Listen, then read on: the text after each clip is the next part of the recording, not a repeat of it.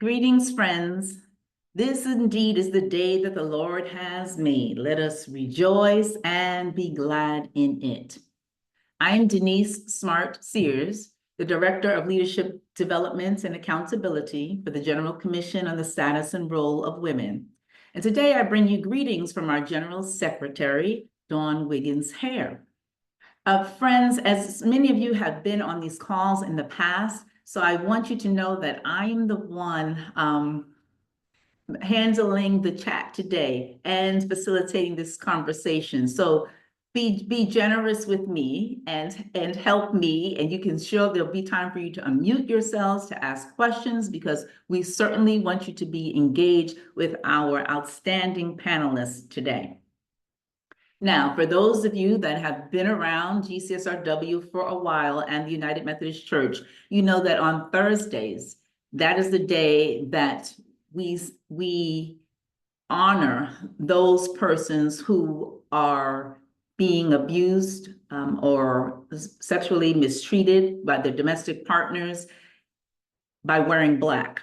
It's called Thursdays in Black. And so I want to highlight for you the fact that most American Indian and Alaskan Native adults are victims of violence. More than 4 in 5 American Indian and Alaskan Native adults, that means 83%, have experienced some form of violence in their lifetime.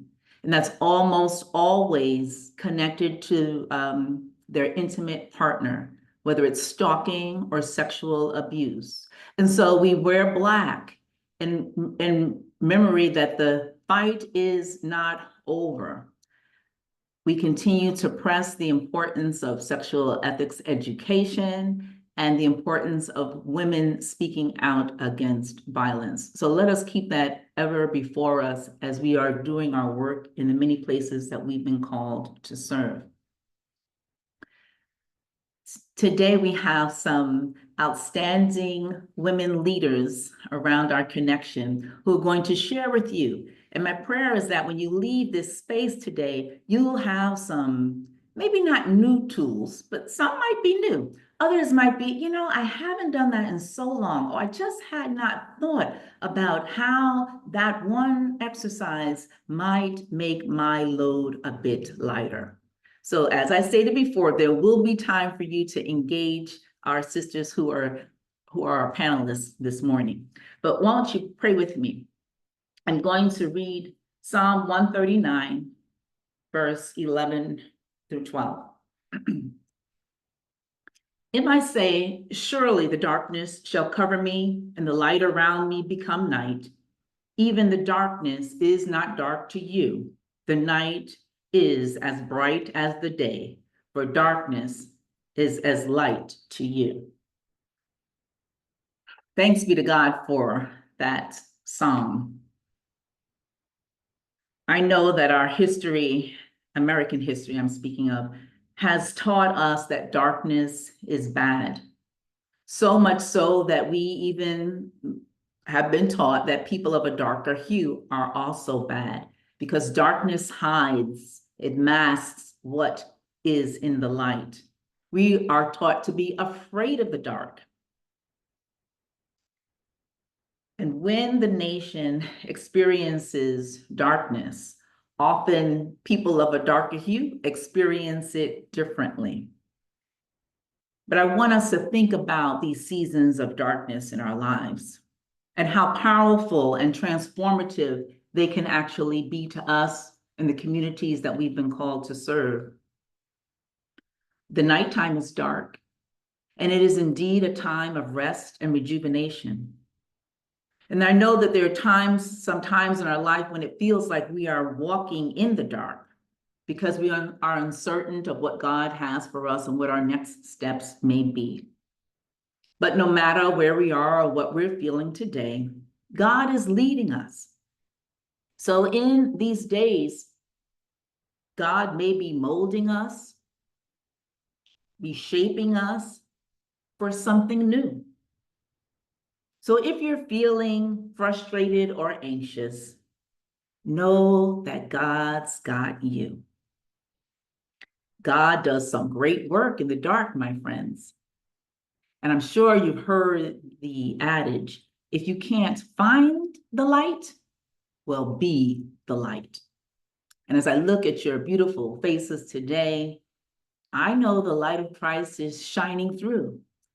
And we will continue to move forward as faithful, I think we're all women on here, as faithful women of God who know that the last word is indeed with our God and our Savior. So I'll end with this scripture. The light shines in the darkness, and the darkness doesn't extinguish the light, because that is Christ. Amen. Well, let's get started, friends. Today, we have with us the deaconess Celeste Eubanks, who is, wave your hand, Celeste, because I think we're all in the same thing. We're not highlighted. And Celeste is the director at Candler School of Theology, and she's the director of the Candler Center for Christian Leadership. And so we're glad that she, and a good friend of Chicago, we're glad that she is with us. We also have Reverend Julia Pritchett-Gonzales, who is the lead pastor of Main Street in Indiana and the Indiana Conference, and she is also the chair of her local Cosgrove group there in Indiana. And we have a special guest who is a friend of mine, Miss Ashley Simmons. Ashley is a content strategist for the Women's National Basketball Association. So we're glad that she is with us as well. So friends, I'm excited. I hope you can see it on my face, and I hope you are excited as well. I am going to ask each of our panelists to give a brief background about why I call them a trailblazer in their specific areas of ministry and work. So I'm going to ask that Ashley speak first. Hello, everyone, and thank you for allowing me to be here and speak to you all. It's an honor to be here, and I'm really excited for this conversation we're going to have. So my title is content strategist, and I believe that I'm on this panel today as a trailblazer because it's a field that I'm sure you guys are all aware that is doing so well. Women's basketball is being shown on the highest scale right now, so I'm really proud to be a part of that, working for the WNBA. And I think it's special to be in the role that I am because it's a role that I helped create. It's something that I was passionate about. I went to school for film, but I always loved basketball, and I wanted to know how I could blend those two worlds together and continue to live in my passion. And I think I've been able to do that throughout my career, and I've been very blessed to be able to be given the tools to speak up for myself and to make this trail that I'm on something that I really worked really hard for over the last 10 years. And now to be in the position I am in today, something that I worked really hard to get, but also did something that had never really been done before in my field. Specifically, this position, it literally did not exist until I worked with some people to make sure it did exist. But now we are able to do storytelling, and I'm able to work with some of the best athletes in the world and help their story shine, and help doing some storytelling around the world so that people know who they are and people love to watch the product. So that's a little bit about myself. I'm sure we'll get into more details later, but just wanted to thank you all and thanks for that wonderful introduction.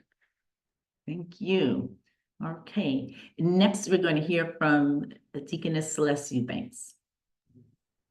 Hello, everyone. I echo Ashley's sentiments in that I'm just so happy to be here with you all today, honored to be invited to share on this panel. And so I think that I was asked to be on this just because the way I've kind of been the first of many ways, but I think primarily two, the first as a layperson in some very clergy-dominated fields, but also as a woman of color as well. Kind of started my trailblazing when I was working corporate in human resources, serving as the first African-American female to serve in an administrative position for a software company there. But then again, transitioned into full-time ministry when I answered a call to be a deaconess and served on conference staff for the Alabama West Florida Conference. And so as I was there, I was appointed or assigned to be the director of connectional ministries and was the first female laywoman, first layperson in general to serve as the director of connectional ministries for that annual conference. But of course, for sure, the first female of color to serve in that role as well. And so now, as Denise mentioned, I am serving as a director for the Candler Center for Christian Leadership, which is a new initiative that they have started here at Candler School of Theology at Emory University in Atlanta. And so this is the first of many kinds, in that this is a center that is outward facing. So we are directly church facing. And this is a direct offering that Candler has for United Methodist churches as we go and onboard pastors to their new assignments. So even serving in this role in academia as a female of color that is a layperson is an oddity, really, but love being the trailblazer in many spaces and being able to be an example to others and share with them and be a model of how you can survive in these spaces. So again, I'm sure we'll be having an opportunity to share more, but just glad to be with you all this morning. Excellent, excellent. And Reverend Julia. Hi, everyone. Glad to be here and echoing what they've said as well. This is something I'm really looking forward to, and I think it'll be a great conversation. And also a thing that kind of went unsaid of, I'm not always sure why I'm invited into certain places, but I'm always glad to be there. And I think that's, one of the things of being a trailblazer to some extent is you don't always realize what you're doing. You just know that it's got to get done. So I've done a lot of work with Indiana's Commission on the Status and Role of Women, especially with monitoring at annual conference. And I have also recently, over the last 2 years, have been working with my conference superintendent and a local nonprofit organization to deed the building that our church currently is in to that nonprofit, and then we lease the space back so we can still be the church but also share space with this amazing outreach program. And I'll talk more about that later, but sometimes it's just knowing something needs to be done and deciding, you know what, might as well do it. Oh, thank you. I hope that you can already tell how these three women, and probably all of you on the call, right? I just wanted to ask three people, and these are the three I chose. And I want you to know that the theme came from some of our coffee chats earlier in the year of what you wanted to see in the fall. And the question was posed to me, we want clergy and lay people who are leading in a new, like the first woman, not necessarily a new role for you, but the first woman in that setting. How do they need to navigate that space? And what tools do they need to have in their pockets or purses or briefcases as they go into that place? So as you hear from our sisters, they will talk about some spiritual disciplines that they practice, some skills that they learned along the way, maybe in other disciplines of their life. And I'm going to ask then that you jot down your questions, because we are going to hear from each one of them, like a kind of a round robin. Jot down your questions so you can remember who said what. And I will open up the airways and you can unmute yourselves and you'll be able to ask questions so that we might have some dialogue as we move throughout this time together. Okay, is that okay with everyone? All right, thank you for your patience with that. So we're going to go back to Ashley. And Ashley, I want you to share with us 3 key elements that you would consider gifts or skills that one needs to be an effective leader, especially when they are the first in a particular curriculum. Okay, I think the first thing I think I would identify is flexibility. And I guess with that, you can say being like knowing how to adapt to situations. I think that having an open mind and understanding like where you can fit in, and how things around you, like how you can navigate through those things, and just staying open-minded to the process. I'm very much so a process kind of person, understanding that it takes time to get to these levels and to try to pursue different things, and having that patience. So I kind of said like 15 different words there, but it all kind of like all coincides in understanding your environment. I think the other thing is just like the willingness to do it. I think work ethic is really what's always going to get someone ahead. Working as hard as you can at that, and perfecting the craft and perfecting the job that you were asked to do. I think that was one thing that throughout my career, if I was asked to do a task, I wanted to do that well. And then from there, I can build upon that and ask for different opportunities, because I've already built a level of trust with the people that I've been working with. And with that trust, it really becomes a situation where you're laying down the foundation for yourself, so that when you get to a point where you feel like you're ready to accomplish and get to the next goal, or do something that's never been done before, the foundation is laid. So you already know the work that you've done has made the difference in continuing to elevate. That's something I truly believed in as I've been growing in my career, and I've been asking for opportunities that didn't exist. I knew that I had what I needed to stand on to ask for those things. It wasn't something that they wouldn't have trusted me in doing. It wasn't something that they would have any doubt. Like, if I asked to do something and like I want to be impactful in this way, I think everyone was confident in my abilities as well, because I've already shown my work. So that's something that I've always held true to. And I guess a third element that I would say is just kind of having tunnel vision, knowing what the task is. I've always been very focused on the task at hand, and knowing where I want to go, and not letting distractions or anything like that get in the way of things. So those are kind of three different elements and three different mindsets that I've always had as I've continued to trailblaze throughout my career. Right there. Thank you. Next is Celeste. Yeah, so I think when you asked about this, I think about I'm the kind of person I like the three things to kind of have these same letters. So these are all S's, but I think about for myself it's spiritual disciplines, like you mentioned, and like starting your day with those, right? For me, before I'm reading any news, reading any text messages, hopping on social media, I'm reading some form of devotion to just kind of get my day started. But also like times of retreat. One of the things that really God led me to start taking part in was this Academy for Spiritual Formation, which is run through the Upper Room, but it's a 2-year academy that you commit to. And at first I was just like, I just don't know that I want to do this.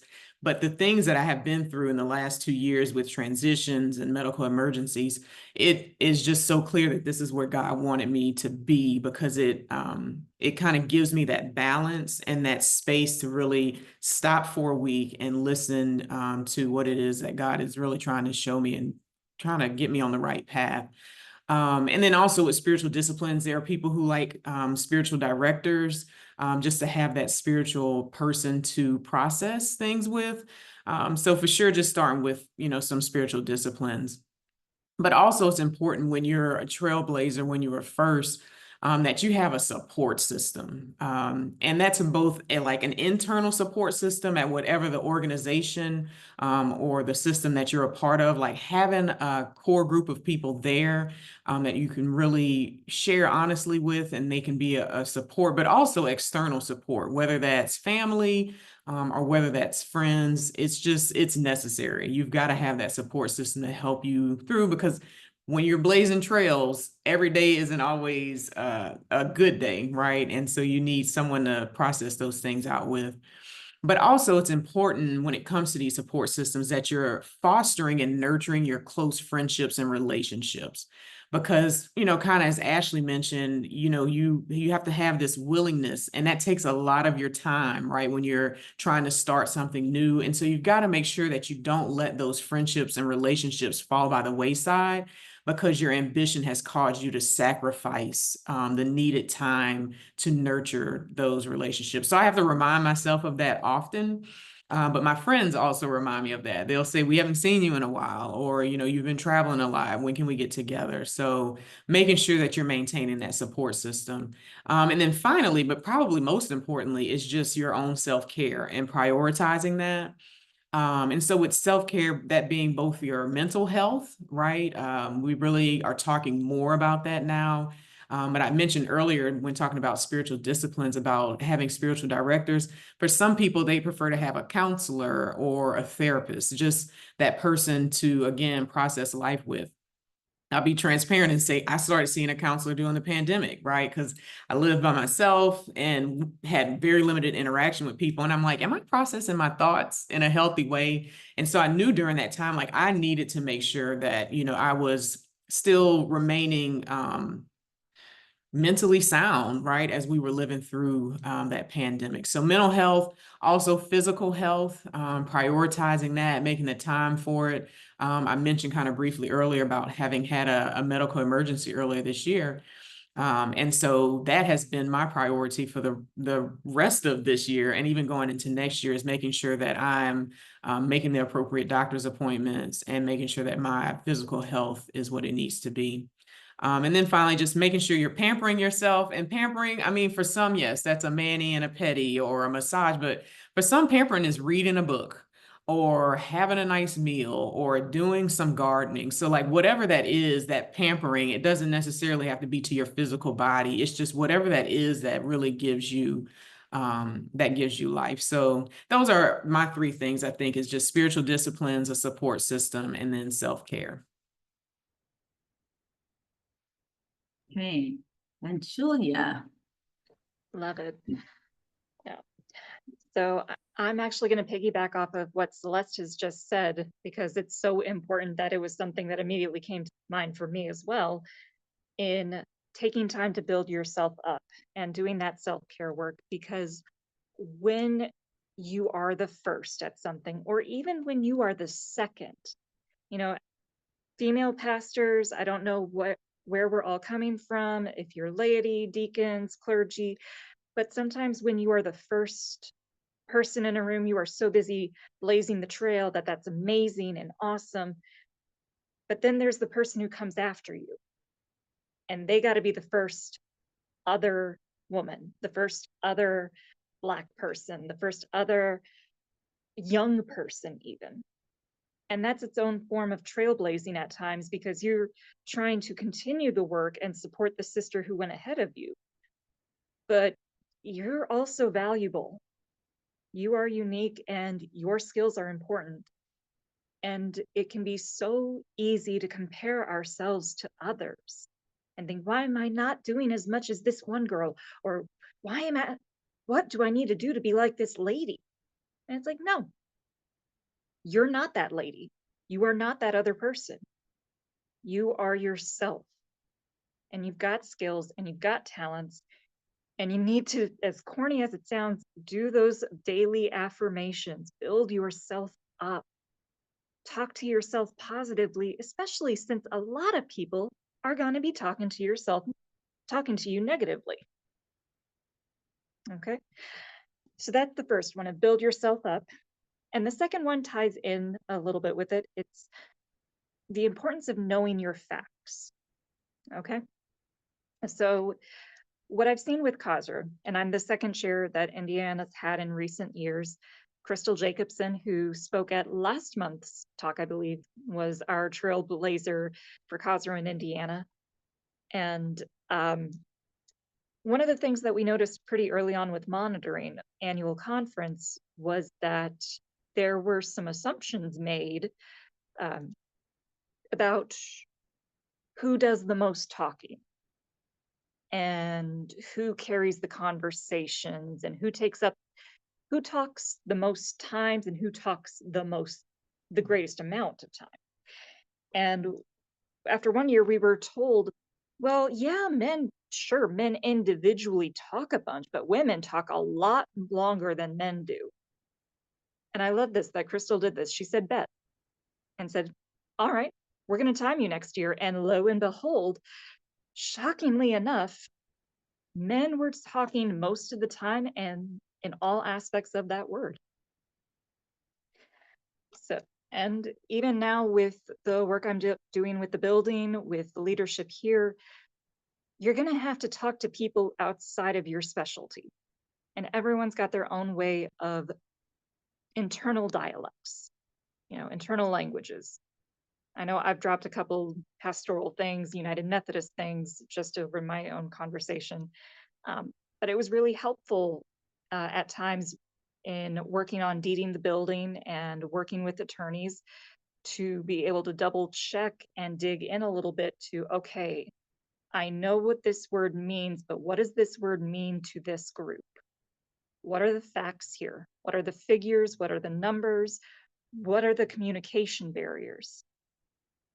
Because the communication barriers are real, even when we're speaking the same language. And being aware of those barriers, being aware of those struggles, it makes a big difference. So know your facts. Know your facts, and especially also just if you're a little bit petty, and I know I'm a pastor, I shouldn't be encouraging pettiness, I apologize. I am not perfect. If you can feel inspired by pettiness, just remember how amazing it can feel when someone has mansplained to you and you're able to push back and say, I actually already know that, and I'll even add to your knowledge because you know your stuff and you deserve to prove it. All right. And then the last thing I would add, so that's been build yourself up, know your facts. The final one would be the process of discernment, of asking hard questions. And that's not just of yourself. Because when you are starting something new, people are going to resist. They're going to complain. They're going to say, oh, I don't know if I really want to do this. Is this even worth it? And you got to do that discernment process. Okay, why? Why are they so against this? What are they afraid of losing? What are the hopes that we might gain? What is being lost? Why are they afraid of this change? And I think it was also really with what Ashley said earlier about tunnel vision. When you're developing that tunnel vision, you got to also ask yourself, am I prepared to do what it takes to get to the end of that tunnel? Am I aware of what this may cost me in terms of time with my family, with friends? How am I going to be taking care of myself during this time? We got to be willing to ask ourselves the hard questions, figure out the costs, and even asking, is this what God wants me to do? Or is this what I want to do? Because sometimes we just want to do it because we know everything. And sometimes God's like, nope, I'm actually going to nudge you in a different direction. So ask the hard questions and be willing to dig for the answers, because you're going to be able to go a lot farther when you know who you are and what you stand for and what you're talking about. So those are my big three. Thank you all for the big three. I don't know about you on the call this morning, but I already have some questions bubbling up inside of me, but I will turn it over to you. If you have a question, please just unmute yourself. And if you're directing all the panelists, you may do that. And if you want to direct your question to one in particular, please feel free to do that as well.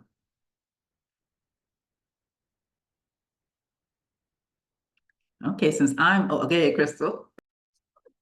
Okay, so this is a question for Celeste. You talked a lot about building up sort of support systems, and I'm wondering if you could talk a little bit about how you navigate that within like organizations and systems, if that makes sense. So I can say that I am someone who has challenged, I think, the church a little bit in New Jersey, and I'd say now I have a fairly solid support system, right? But I think I had to stand up on a stage in front of a whole bunch of people and talk about the most traumatic experiences of my life to get that support. And I don't really think that that's necessarily the way that should happen. Like I had a lot of people who are like, yeah, if you get a big following, like I'll support you, but like I don't want to put myself at risk with our leadership. And so how do you build that internally in a way that's not what I had to do, I think, essentially. Like, how do you go about finding supports in bigger organizations to move things Yeah. forward? Yeah, so that's a good question. So I will say in these last two positions I've had, both with the conference staff and also with this role I have at Candler, I already had a lot of support from my direct supervisor coming into this role, which is, I mean, I shouldn't say rare, but I mean, it can sometimes be rare to have developed relationships, right? Even more than just support, but have relationships. So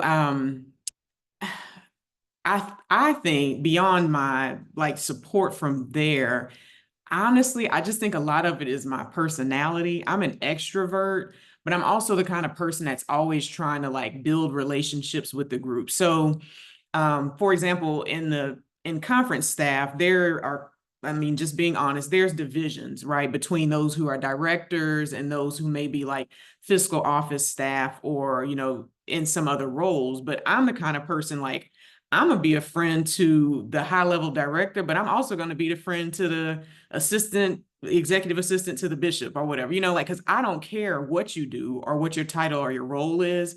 If you're good people, you're just good people, right? And so now stepping into this environment of academia, which is completely new and different to me, you all know, like there's the vibe between faculty and there's staff, right? And so the position that I'm in here, I am staff, but I guess like maybe high level staff because I'm expected to go to the faculty meeting. So I'm that person that navigates both of the spaces. So when I, you know, first came here, they said, it's like you've brought life to this building. Well, as I mentioned, and some of you, I think, follow me on Facebook, but I put this post out there yesterday. I'm not going to be in dark, dead places. So I'm always bringing light and life to wherever I go. And it kind of goes back to what Denise even shared this morning as the scripture.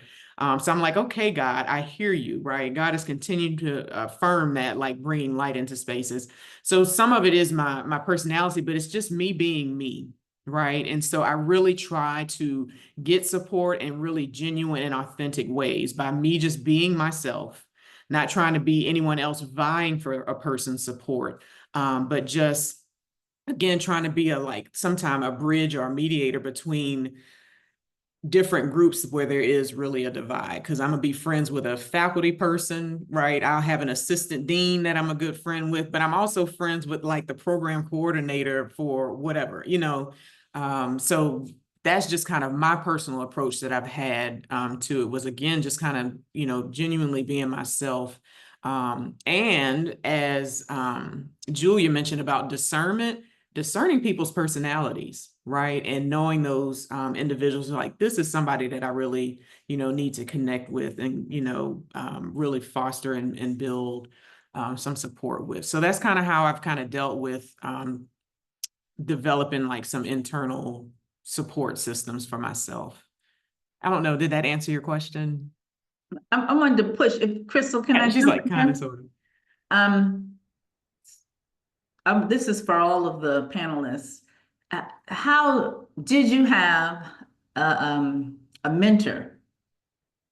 So Celeste just said that when she went to her new position, she already had a relationship with the supervisor. But how do you get a mentor? How does someone help you navigate those spaces?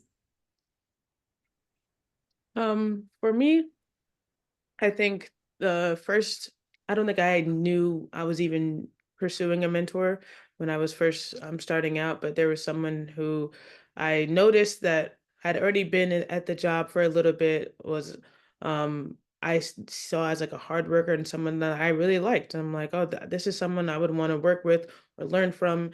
And would just went up to the person and asked, like, hey, can I, and you know, I'm in editing and film. So at first it was just asking, like, can I just sit in your edit room and watch you work? You know, I had extra time, I had my own free time, and I was able just to shadow.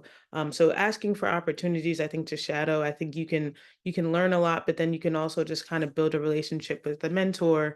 And that's who that person became. And even when she left the company and I stayed, and doing other things, just staying connected to that person and asking for advice. Like it's just a great support system, and also it turned into a really great friendship, which is also helpful. So I can just reach out at any time whenever I just want to have a conversation, whether it's a personal question or whether it's like a work or related. Like I know I have that person I can lean on. And it's just like taking advantage of the environment you're around, what you can be like groups you can join, or activities you can do. I think just like learning the people that you're around, and especially the people that are in the field that you are already pursuing. I think it just helps just to get to know people on like a personal level and just build bonds that way, because that also helps a great support system. And then just notice who has just genuinely been in your corner. And I think from there you can just develop relationships. I actually gained a mentor that way, just someone that I noticed that would check in on me, and someone who would just ask questions. And I'm like, hey, like, can we like kind of make this official? Can we like really set up a real system there? And it's been beneficial for me, and just to have different people in my life that I know I can that support me in so many different ways. So, Julia, I don't know if you want to add to this. So I'm concerned that Crystal might not be the only one on the screen who has been in a place where she had something that she wanted to take care of. She had something she wanted to address and did not have the community to support her. That's what I heard her say. So can AC Cosgrove serve as that, or does that become a place where it seems a little too personal to share even in that space? Maybe we'll let Julia speak to that, if you could. Yeah. So I think I got a little confused with the phrasing of it. So I want to make sure I understand the role that Cosgrove is playing, or just that finding connection within an organization. So it's both and, because I guess my question, I added that, Crystal didn't say that, but I said, can Cosgrove, the local Cosgrove, play a role in supporting other clergy or lay women who really have a need? Or is it, I can also ask Crystal, was it too alienating to get even that group to say, oh, we're gonna take this on, we're gonna be there with you, you're not gonna stand alone? Okay, so yes, your annual conference, Cosgrove, if your annual conference has one, reach out to them, because if you need something, if you need help, they will respond more than likely. Part of our job with Cosgrove is to support one another in the work we're doing. And yeah, it may not always look the way you exactly want, but I mean, I had someone bring a piece of legislation to me saying, hey, I want to bring this resolution to our conference floor at annual conference. Can you, submit this for me so that we've got Cosgrove backing? It's like, okay, sure. You know what, this seems really important. It's about taking more time for parental leave and looking out for our other local churches that are a bit smaller. Like, okay.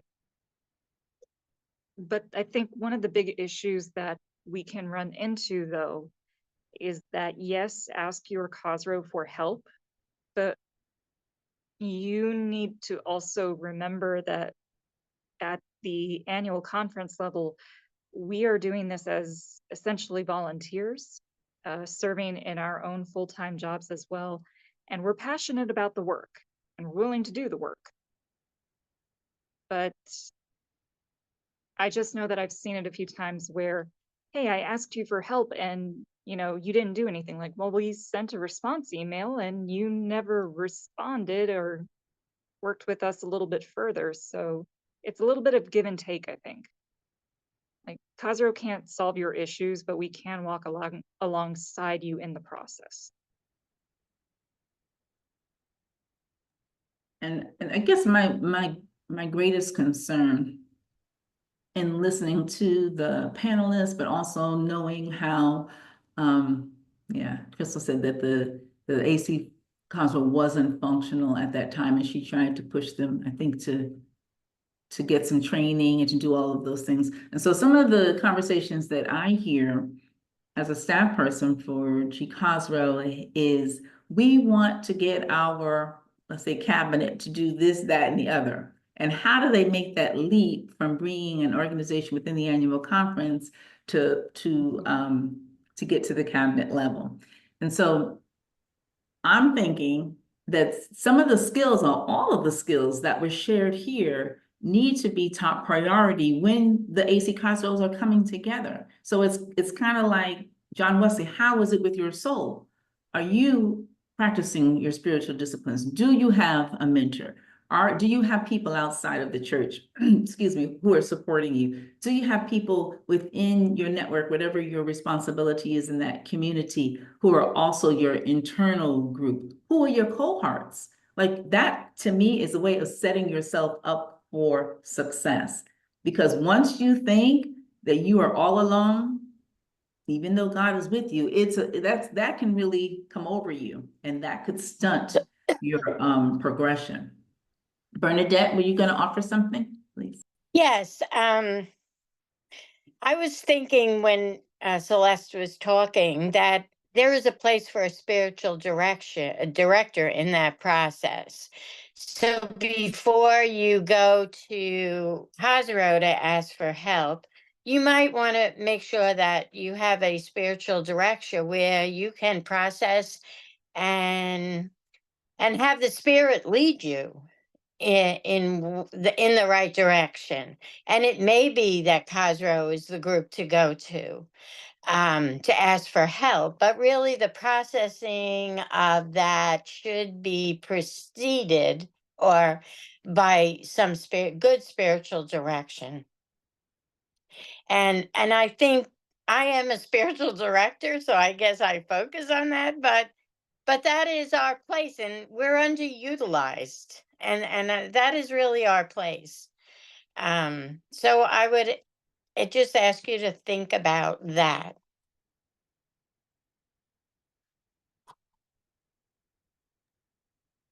Any other questions? Oh, Catherine.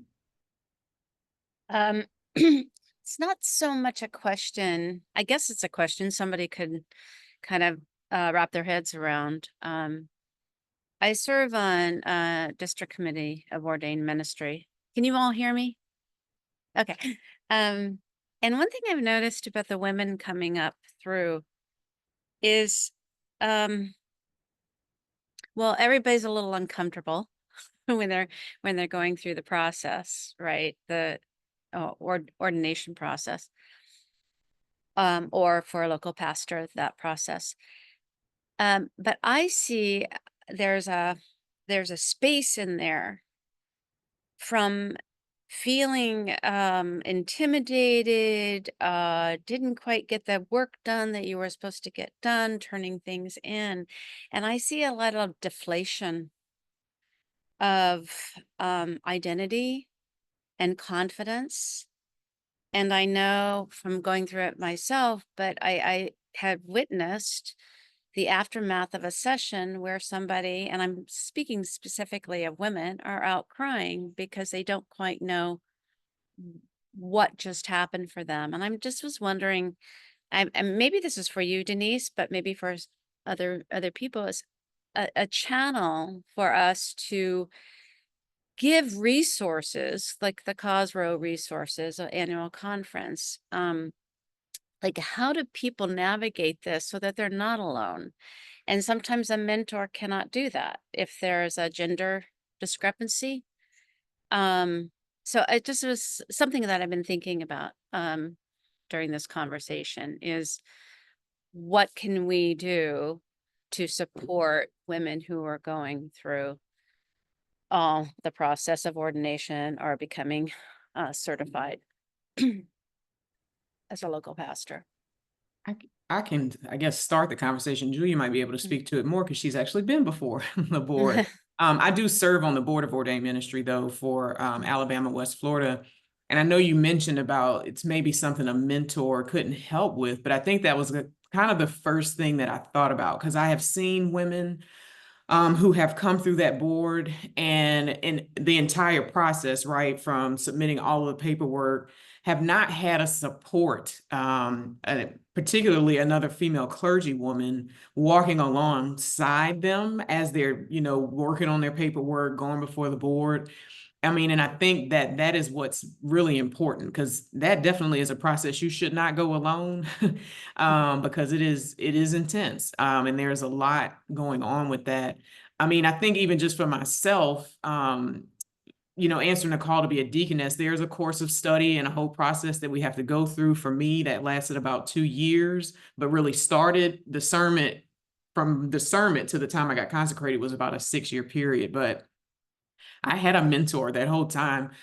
Some of you may know her, Clara Esther, but she is the one actually that saw that call in me and told me I needed to consider discerning that call.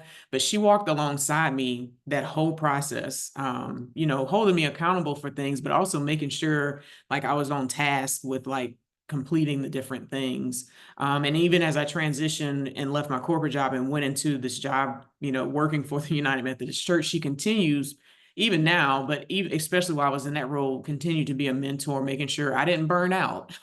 Right. So kind of going back to that, I think with women going before the Board of Ordained Ministry, it's important, even if you don't consider the person a mentor, having another, female, particularly female clergy person who has herself been before the Board of Ordained Ministry, walking alongside you through that process.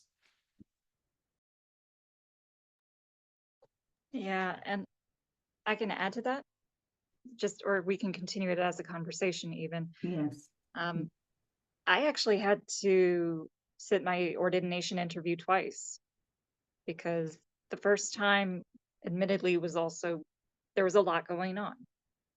And there was a lot of stuff in my life that I wasn't able to fully process with others, because I don't know if this is my personality, if this is the older sister mentality, or even just some of that good old American isolation and I need to be independent mindset, that I don't always do a great job of finding mentors. And I wonder sometimes, like, are mentors looking for us? So, we get through the process, we get through and past these obstacles. Do we remember to look back and see the others who are coming up behind us to reach out a hand? I think that sometimes is the issue, and it's hard to know what to do with that, because we've each got our own struggles and we're each breaking new ground in our own ways. But I think there is this definite lack of community in many ways within our churches in America, which is why we've seen some of the issues with numbers in congregations and struggles in some different areas, that we're not in community. We're not looking out for one another. But I think it is possible to turn that around and to decide, okay, yeah, I went through this and this was awful. How do I look out for someone else so they don't have to go through that as well?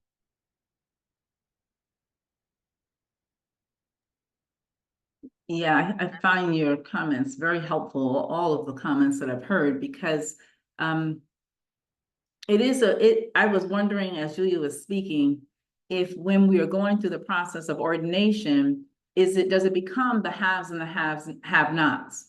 And so then it led me back to one of the highlights that Ashley lifted up around, actually both of them, a work ethic. So let's stick with that one. If your work ethic is to get in there and get it done, you see that border that comes up?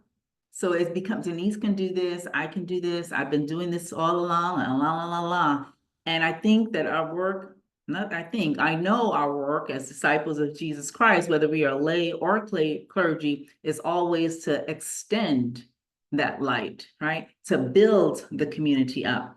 And so how do you manage both of those spaces and come out whole? That's a huge challenge. And so I saw Catherine's comment about having a chaplain, like for the people in the candidacy process. And that might be fine. I think it's also another kind of forced relationship. I happen to build a very strong relationship in the cohort that was going through the candidacy process with me. But I mean, it was really just with one person. And so, yes, it was you know, a colleague who could walk with me through all the other steps that came following. But where is the greater community? And how are we reaching out to others? So when someone had talked about accountability partner, you know, that might be a step because the accountability partner might be outside the covenantal group, but the one who is reminding you that you need more than just yourself, right? You are trusting in God. You have a spirit of discernment, but who are the human beings who are rallying around you and supporting you both internally and externally from that workspace? Yeah. And if you're new, as Catherine stated, how do you get these people? You're coming out of a local church. All you know is the people in your church, and now you're trying to take a step out into a whole new sea. How do you do that? So there's some pieces, I mean, I don't think that's our job, but there's some pieces, right? And if we're really concerned about women and wholeness and success, then maybe it is our responsibility. How are we preparing women to respond to the call and to walk that process in a way that's that not just successful, but that is meaningful and that is clear. Sometimes that's not even clear. Any other points you want to lift up and highlight? Any takeaways today? Does anyone jot anything down? Like, oh, I have to remember to do this. Oh, anything speak to you? I just have another question, already in line with what we talked about, and I thank the presenters for sharing in this conversation around mentoring. Just curious, for each of you, we know with great success, there are also great setbacks. And I'm also curious about those words, perhaps those mentors, those books that you've read, that have been helpful for you in those moments when perhaps you've heard something that perhaps brought you to your knees or something that you weren't quite expecting during your experience that continued to give you the strength to move forward.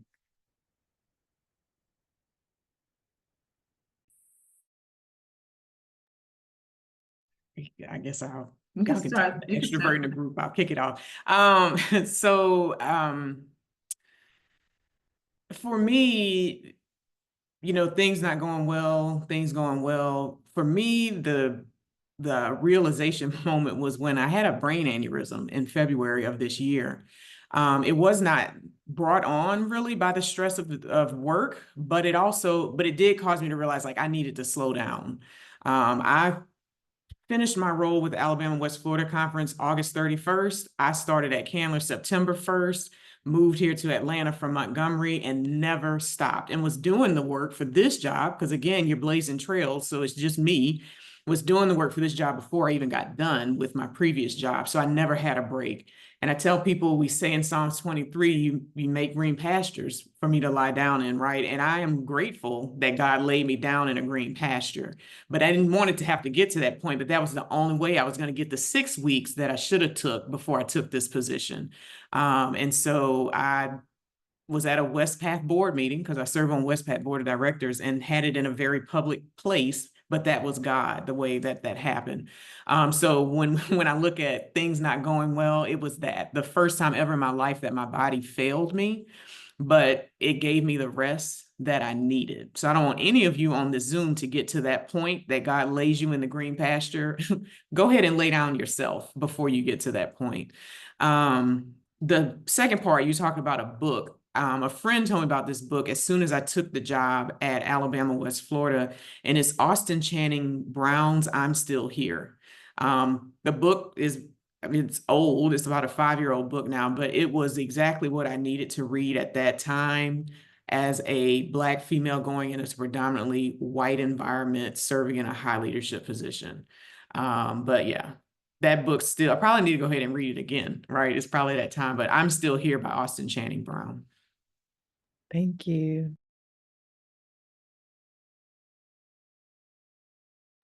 I'm interested in Ashley's response to that comment because as a younger person who charted her own space, is there, you talked about the mentorship that you kind of cultivated in your workplace, but is there a resource? You know, when I think of younger people, actually, I'm always going to think of the internet, like that's the only resource. So maybe there's a resource that you might lift up and share with us as well.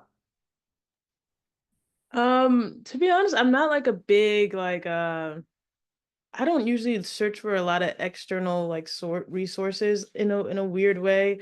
Besides like just like getting inspired by like things like I like to watch or stuff like that, because I'm a storyteller, so that's kind of like where my brain goes.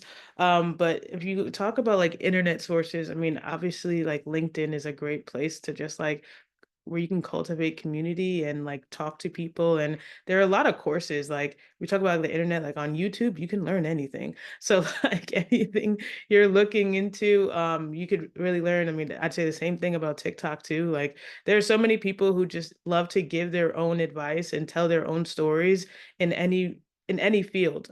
People love to share their stories, and there are a lot of different outlets or different just brand and content creators who share their stories all the time that you can look up. Like it's actually fairly easy if you look up on YouTube or you look up on TikTok or whatever platform you like to use, like whether it's Reddit or there are a lot of different resources out there that people have honest conversations. I think sometimes with social media, there's a negative side to it, and there are a lot of people who bring negative energy into different platforms, and I usually like to stay away from those. But there are a lot of platforms out there that are just genuine, honest people looking for information and looking for community, and that's a place that I can go for a resource for me. That's quick and easy, and I don't have to do too much, and you also don't have to like meet a bunch of people or do. And I'm kind of awkward with networking sometimes, so it's like if I could just watch a video and get some advice, like why not? It makes it a little easier.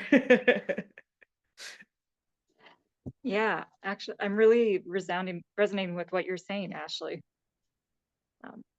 No, I don't want to interrupt if you've got No, more go stories ahead. to Yeah. say.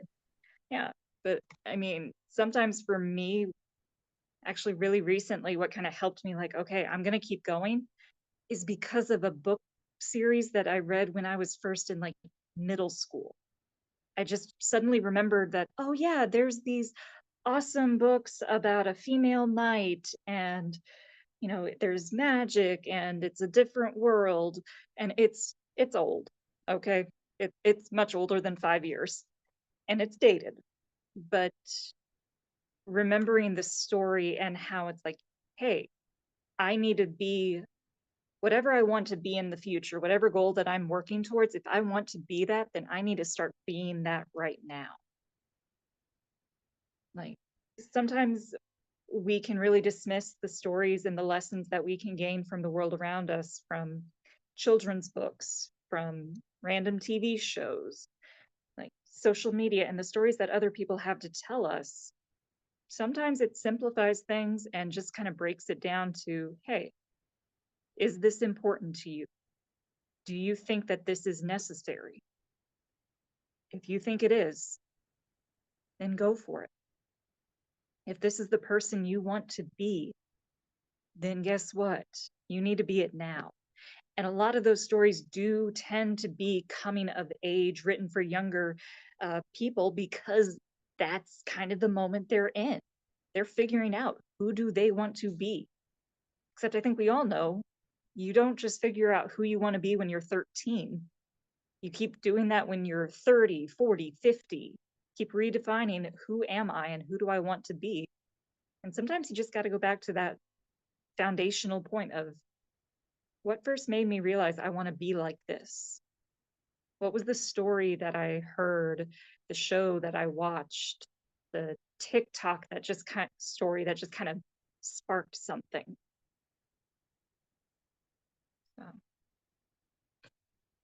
So go read children's books, young adult fiction, even. Wow, you all just really knocked this out of the park, this conversation. We might be small in number, but we are mighty in hope and joy and love and light, I dare say, on this day. All I can say is, wow, like, thank you for your presence. When I was a local pastor, sometimes you have this sermon already, and you know, church folks come to church on Sunday morning, you say, I sure wish so-and-so was here to hear that word. The reality is, I learned early on, whoever is in that space is the people who need to hear that word. So I'm trusting that that is the same with us today, and that we can take these lessons for ourselves, but more importantly, to share in the communities where we're presently serving. It might be through a blog, or for Ashley, it might be on YouTube, or however we want to share the good news that was shared amongst us today. I trust that you will go and do that. And I was gonna ask, a 1 minute, just if all of my presenters would just leave us with one, if you were giving us a popcorn word of hope, what would that be? I'll start off this time. I think for me, it's just like, I've always stayed true and always believed in being authentically yourself. I think just kind of like what you were just saying, it's you're supposed to be where you're supposed to be, you know, and staying present in that morning and being in that moment and staying authentically you and expressing yourself and living throughout your passion is kind of how I've always operated. And I found the most joy in that because it feels the most natural. So I don't have to force myself outside of myself at all. And I feel comfortable doing everything that I want to do. And I stay, you know, prayed up, and I make sure I keep my faith first. And it's been able to work for me so far throughout my life and my career. So just grateful for that mindset that I've been given. Yeah, so that's what I would leave it with. Thank you. Celeste? Yeah, kind of on that Ashley same vein that Ashley had. It's just continuing to discern and knowing what to say yes to. So I tell people I live a life of yes, and that's why I am where I am, but I've not said yes to everything. And so you've got to remember, live a life of yes, whatever it is that God is leading you to and is opening doors for, but know what to also say no to, right? And that you can't say yes to everything. So I just want to leave you all with that. Right. And Julia? There is this meme that I've been seeing around, or it's a shared poem or something, about how hope isn't this fragile thing. You know, it's not this delicate thing. Hope is dirt on her knuckles, on her, on her knees, scrapes everywhere, pushing herself up and spitting some blood out between her teeth and being determined to get back up again. And sometimes I need that reminder of, it's not always easy. But if you're determined, you can have hope. Amen. You can get back up. We can get back up. What a word, my friends. Well, siblings, thank you for your time, and especially to Julia, Celeste, and Ashley for leading us in this meaningful conversation. And for all of you who took the time to join us this morning, remember that when you don't see the light, be the light. And may God go with you in the name of the Father, the Son, and the Holy Spirit. Amen.